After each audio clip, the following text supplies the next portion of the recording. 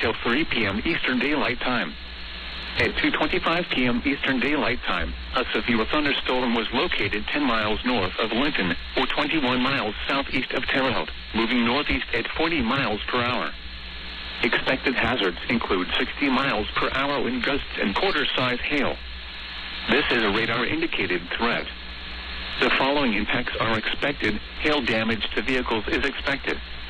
Expect wind damage to roofs, siding, and trees.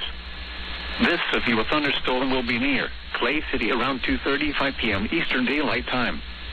Coal City around 2:40 p.m. Eastern Daylight Time. Other locations in the path of the severe thunderstorm include Patricksburg, Bowling Green, Freedom, Spencer, and McCormick's Creek State Park. For your protection, move to an interior room on the lowest floor of a building. Repeating, a severe thunderstorm warning has been issued until 3 p.m. Eastern Daylight Time for the following counties in Indiana: Clay, Greene, Owen, and Sullivan.